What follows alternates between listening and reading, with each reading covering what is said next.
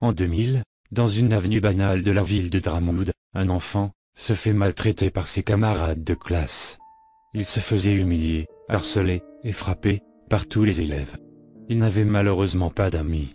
Il se confiait de temps en temps avec les professeurs, mais en vain. Il finit par avoir la phobie d'aller à l'école.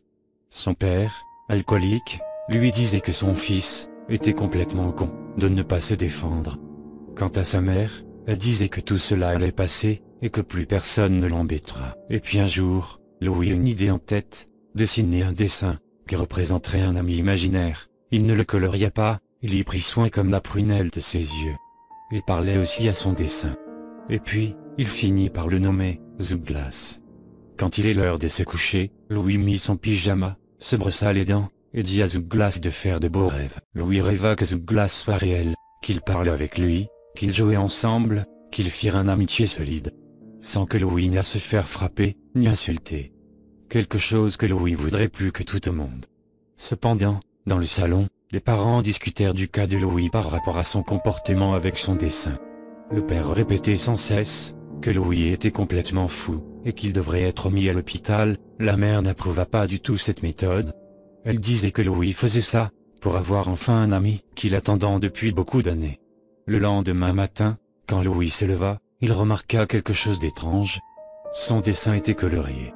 Il descendit, et il demanda à ses parents si c'était eux qui avaient colorié son dessin. Et bizarrement, les parents affirmèrent que non, qu'ils n'avaient touché au dessin de Louis. Le plus étrange, c'est qu'une phrase a été rajoutée dans le dessin de Louis. Il y avait marqué « Souffle sur moi ». Quand Louis monta dans sa chambre, il décida de faire ce que dit cette phrase. Quand il souffla sur le dessin, des pailletés et des feux d'artifice partirent dans tous les sens dans la chambre. Les pailletés ne collèrent même pas, et les feux d'artifice ne firent aucun dégât. Et tout d'un coup, un homme apparut. Il avait des cheveux fluorescents, des yeux verts, une chemise rouge, une grande écharpe de flammes, et un joyeux visage. Louis eut peur de cet individu, et il se cacha derrière le lit. Le mystérieux homme répondit qu'il n'avait pas à avoir peur. Par la suite, Louis demanda qui il était.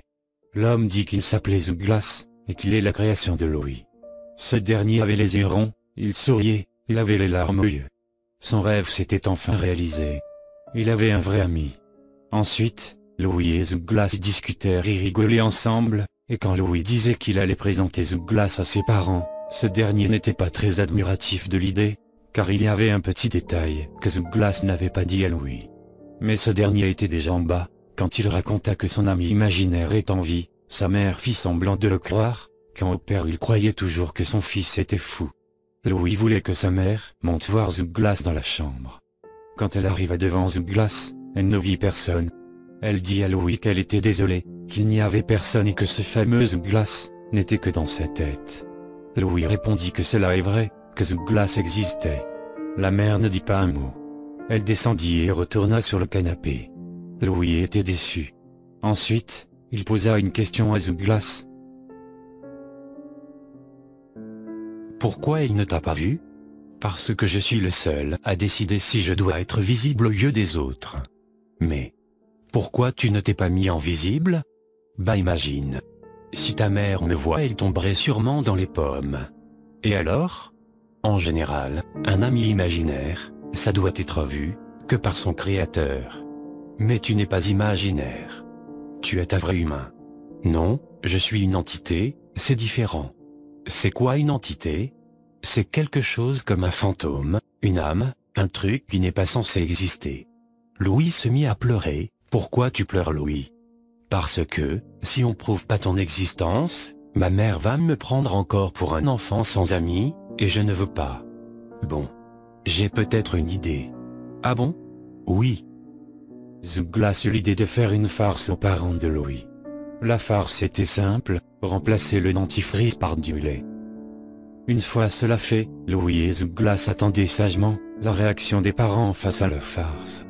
Quand le père alla dans la salle de bain pour se brosser les dents, Louis et Zouglas ricanaient. Quand soudain, un énorme ah fit taire les deux amis. La mère, folle de rage, monta vers la chambre de Louis. Elle poussa la porte et elle dit à ce dernier. Non mais ça va pas. Qu'est-ce qu'il y a maman? Tu n'as pas apprécié notre farce? Quelle farce? Je te rappelle que ton père est allergique au lait idiot. Mais c'est pas moi, c'est... Quoi encore, c'est Zouglas? Il y en a marre de toi et tes conneries. Mais maman, Zouglas existe bel et bien. Non, non et non. Zouglas est dans ta tête. Et tu le sais bien. Soudain, Louis entra dans une grande colère. Va te faire foutre. Il existe. Tu ne peux pas le voir. Et même, si tu le voyais, il ne t'aimerait pas. Je te déteste. Va crever. La mère resta bouche bée. Elle voyait que les yeux de Louis étaient devenus rouges. Elle comprit que ces paroles ne venaient pas de lui. Quelques secondes après, le père monta dans la chambre et dit: D'où t'es eu par là ta mère comme ça? Petit con. Le père mit un gros gifle à Louis. Ce dernier pleura. Le père décida d'emmener Louis lui-même à l'hôpital, pour qu'il arrête de croire à son ami imaginaire. Zouglas suivit Louis et son père à l'hôpital, mais contrairement à Louis, Zouglas passa par la morgue, car quelque chose l'attirait. Quand il passa, Zouglas vit un homme obscur et complètement fou. Il faisait partie de l'hôpital. Une belle femme entra. Quand l'homme la vit, il dit: Viens ici, espèce de pute, je vais te tuer et te violer comme je l'ai fait avec ta sœur. La femme s'enfuit par la porte, mais elle était déjà fermée par l'homme. Une fois que l'homme attrapa la femme, il la prit par les seins, il prit un couteau de poche qui était sur un corps de la morgue qu'il avait tué et commençait à manger. Une fois le couteau en main, l'homme dit: Alors comment ça va? Tu ne m'as pas dit bonjour. Il rit tellement fort qu'on ne pouvait pas entendre la femme crier. Il trancha ensuite les seins pour former une tranche de nourriture. Il les mangea, et ensuite l'homme enleva son pantalon et celui de la femme et il la viola avec plaisir. Pendant son acte, l'homme tua la femme et il la coupa en plusieurs petits morceaux, des façons de faire un puzzle de chair complexe et immense.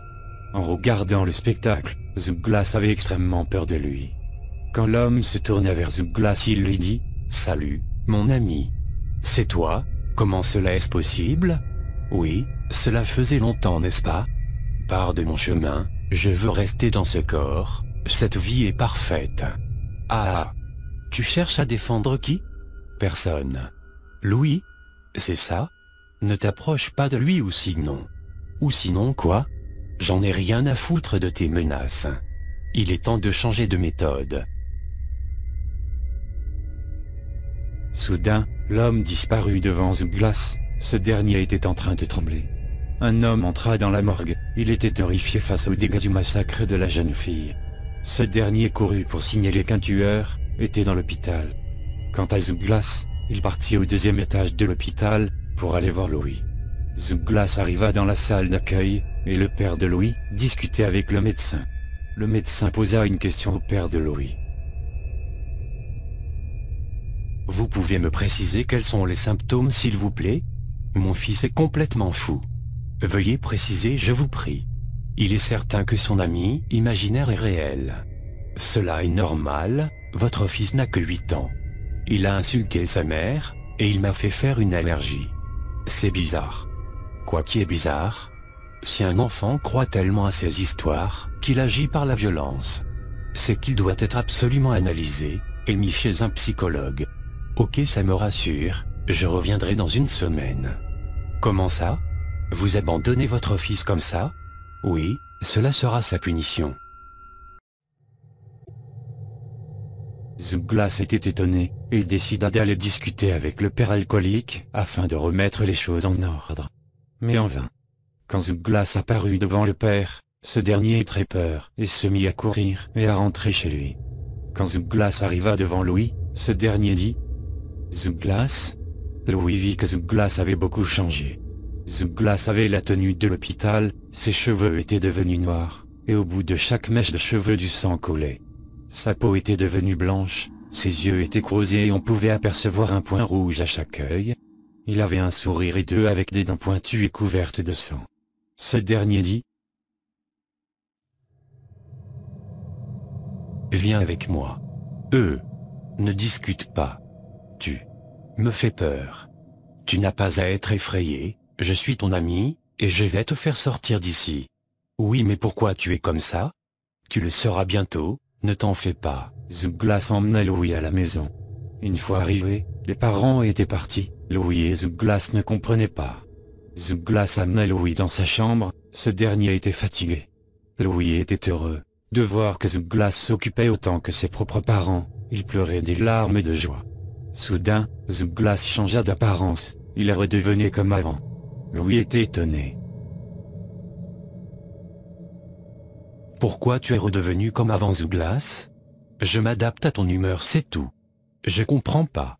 C'est simple, quand tu étais à l'hôpital, tu avais peur, alors mon apparence a fait que je sois la peur évacuée de ton être, et là, je suis redevenu normal, car tu es heureux et en sécurité. Merci Zuglas de faire tout ça pour moi. C'est normal, tu es mon ami. Louis finit par s'endormir. Zuglas restait assis sur son lit, il était heureux, lui aussi. Quelques heures passèrent. Zuglas était toujours éveillé, il regardait son ami dormir, faire de beaux rêves. Quand soudain, les parents étaient revenus. Ils avaient un énorme sac. Ils avaient l'air extrêmement énervés. Le père monta dans la chambre en courant, et il entra violemment, en détruisant la porte. Ce dernier avait un marteau dans une main. Il le pointa dans la direction de Louis. Zuglas apparut devant le père, et il lui mit son poing dans la figure. Le père fut surpris et il dit « Qu'est-ce que? Alors c'est toi, tu n'es pas l'ami de mon fils. Tu es un parasite, et les parasites doivent être éliminés. » Le père frappa Zuglas dans le ventre et mit un coup de marteau dans la tête de Zuglas. Ce dernier était par terre et évanoui. Le père mit Zuglas dans une camisole en cuir noir, et il jeta ce dernier dans le sous-sol. Quand Zuglas se réveilla, il était dans une pièce sombre, il entendait Louis en train de crier, et hurler en appelant Zuglas. Ce dernier se mit à répéter non, à maintes reprises. Il se mit à se débattre dans tous les sens, il commençait à être sale. À force de répéter cette action, Zuglas tomba dans un trou plein de fils de fer barbelés. Il souffra tellement qu'il finit par ne plus avoir mal. Après maintes tentatives, il réussit à sortir de la camisole. Il était couvert de fils barbelés. Il voulait se venger du père, il regarda donc les différents outils qu'il y avait pour faire beaucoup de mal à ce dernier. À cet instant, Zuglas perdit complètement les pédales et il sombra dans la folie. Il décida par la suite de changer son apparence lui-même, avec un couteau, pour que son apparence soit celle qui le décrirait à jamais. Une fois cela fait, il ne pouvait pas sortir du sous-sol. Il fallait qu'il trouve une technique pour sortir, et il eut l'idée de se servir des dessins comme téléporteurs. Il se souvenu alors qu'il y avait un dessin dans l'entrée principale de la maison. Une fois téléporté, Zuglas n'entendit plus les cris de Louis. Il était inquiet pour son ami. Soudain, il vit la mère de Louis dans la cuisine. Quand Zuglas entra dans la cuisine, il dit à la mère avec une voix terrifiante « Tu es toi aussi dans le complot. Tu vas endurer la même souffrance que moi. » Zuglas se jeta sur la mère. Cette dernière cria à l'aide. Le père entra dans la cuisine, affolé. Quand il arriva, le père vit sa femme complètement démembrée et entourée de fils de fer barbelés. Quand Zuglas arriva dans la chambre, Louis était mort. Zuglas se précipita vers Louis et il le prit dans ses bras en disant tout bas « Non, non, non, non, non, non, non. » Le père arriva dans la chambre, il savait que Zuglas avait osé tuer sa femme, et qu'il serait dans la chambre en train de pleurer sur le cadavre de son fils. Mais Zuglas ne pleura pas. Le corps de Louis avait mystérieusement disparu. Ce dernier se retourna et regarda le père. Zuglas avait quelque chose d'effrayant sur le visage. Il s'était gravé un smiley sur son visage chauve et sale. Le père dit quelque chose en tremblant de peur. « C'est quoi ce bordel? » Ce sourire que tu vois là, c'est le dernier de ton fils, quand il y avait de l'espoir, quand il était vivant. Et maintenant, tu vas payer pour ton acte. Zuglas prit des fils barbelés et il entoura le père de fils de fer barbelés. Le père se débattait de toutes ses forces, il bougeait dans tous les sens. Zuglas se pencha, il enfonça son index dans l'œil du père, il posa de plus en plus fort, de façon à rentrer complètement l'œil de son orbite.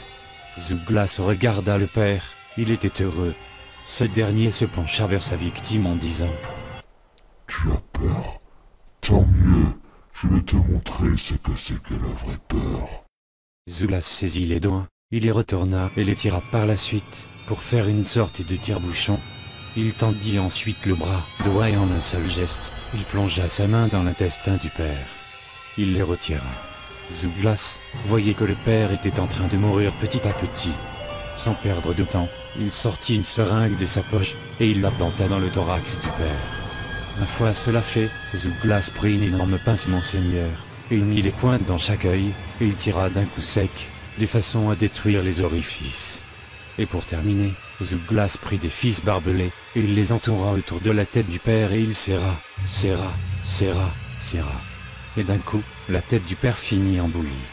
Avant de partir, Zouglas dit une dernière phrase au cadavre du père. Maintenant, cette rage, cette violence, ce désespoir, cette douleur vont être infligées à toutes les personnes de ce monde. Quelques années plus tard, une photo, qui a été prise par un homme, il était traqué par un monstre mystérieux. L'homme affirmait être le grand cousin d'un enfant nommé Louis, et qu'il enquêtait sur sa disparition. Sur la photo, on voit un homme mesurant au moins 2 mètres, avec une robe en cuir, sans les manches, couverte de sang et trouée à plusieurs endroits. L'homme avait une peau sombre, sale et encerclée par des fils barbelés, un visage chauve, sans nez, ni visage, juste un smilé, gravé sur le visage, avec des coutures et des fils barbelés, ainsi que du sang qui coulait en permanence.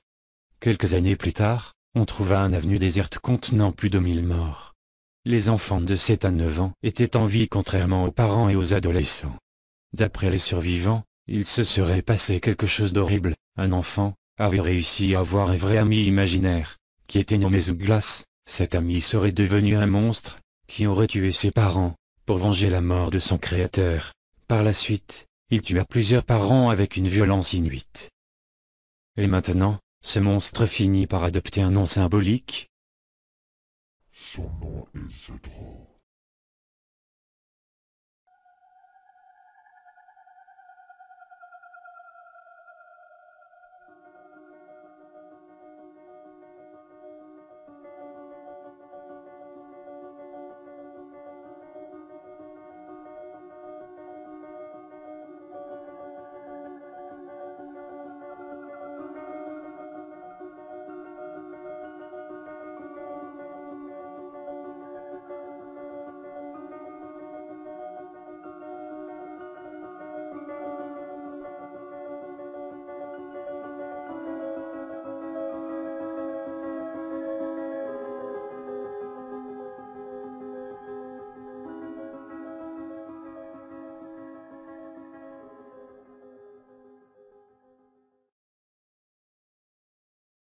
Zedro